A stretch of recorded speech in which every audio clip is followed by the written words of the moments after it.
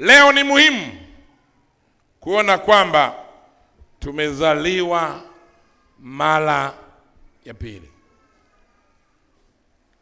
Ili tusherekee vizuri kuzaliwa kwake Yesu Kristo, leo ni muhimu kupata uhakika kwamba sisi tumezaliwa mara ya pili. Muulize jirani yako, umeokoka? Anasemaje jirani? Mwambie jirani, umeokoka jirani? Unamkiri Yesu Kristo kuwa Bwana na Mwokozi wa maisha yako jirani? Kwa sababu kuna Christmas ambayo watu wanasherekea kwa kufanya zinaa gesti. Watu wanasherekea kwa kunywa pombe na kulewa. Napenda niwaambie watu wanaosherekea Christmas namna hiyo, kusherekea Christmas namna hiyo ni kupotoka tu, kwa sababu aliyezaliwa sio mlevi. Kwa hiyo huwezi kufanya sherehe ya Christmas kwa ulevi, kwa sababu aliyezaliwa sio mlevi. Huwezi kufanya sherehe ya Christmas kwa zinaa, kwa sababu aliyezaliwa sio mzinzi. Aliyezaliwa ni mtakatifu, anaitwa mwana wa Mungu aliye hai.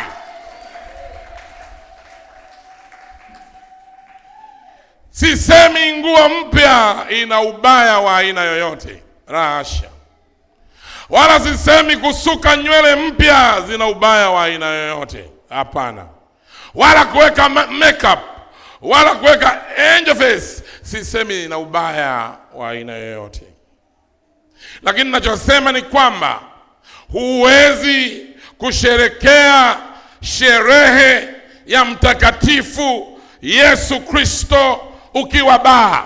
Huwezi kusherekea sherehe ya kuzaliwa kwake Bwana wetu na Mwokozi wetu Yesu Kristo ukiwa gesti.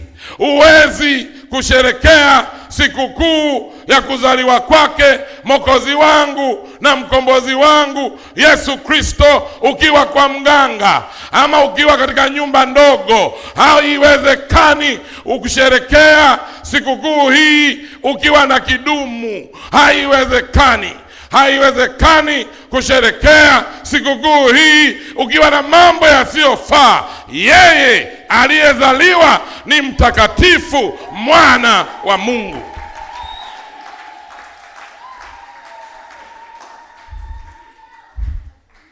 Jamani, haleluya.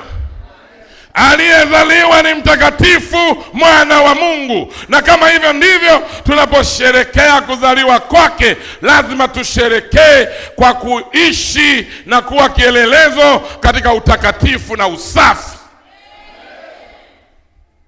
Mlevi hawezi kusherekea Christmas.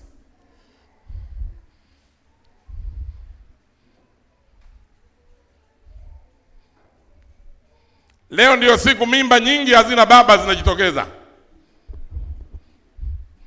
Leo ndio siku ya giza kwa watu wasiomjua Mungu. Na utaona hata message watu wanatumiana, wanaandika Xmas. Wanaandika kabisa Xmas.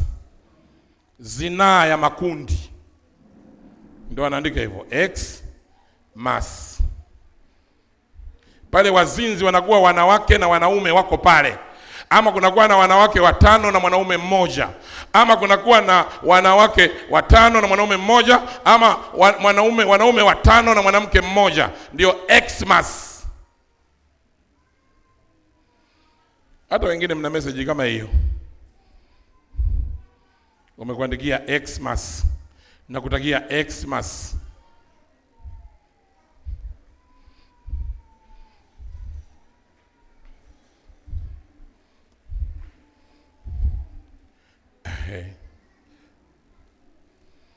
Aliyezaliwa ni mtakatifu sana. Aliyezaliwa ni wa haki sana. Ukivaa nguo mpya, ukawa umeokolewa mara ya pili, ukawa umesuka, umependeza, ukaanza na ibada, ukamwabudu Mungu katika uzuri na utakatifu wake, ukatoa na sadaka kwa ajili ya sikukuu ya Christmas, Nataka nikuhakikishie utakuwa wewe umesherekea vizuri kuliko wazinzi 20,000.